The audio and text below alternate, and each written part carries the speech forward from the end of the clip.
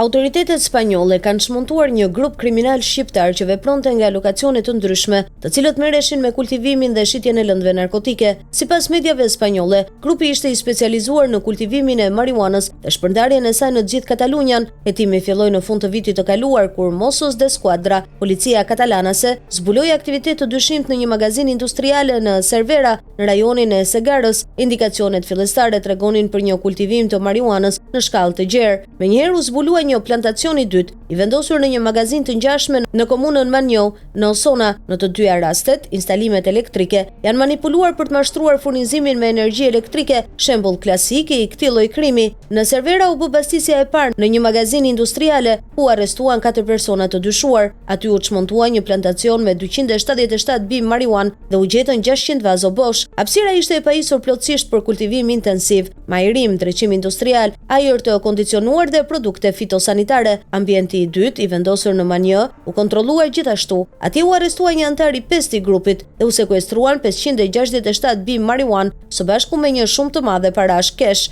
Vlera totale e drogës së sekuestruar mes dy plantacioneve arri në qindra mijëra euro, por operacioni nuk mbaroi me kaq. Mossos kreu gjithashtu 3 kontrolle të tjera në 2 apartamente në komunën e Salu, në një të tretën në Blanes. Gjatë këtyre bastisjeve, 5 persona të tjerë u arrestuan dhe u sekuestruan 75 kg sytha marijuan të gatshme për shpërndarje, së bashku me 10.900 euro para të thata dhe 25 gram kokain. Sipas burimeve policore, vlera e marijuanës së sekuestruar në tregun e zi llogaritet në 482.500 euro.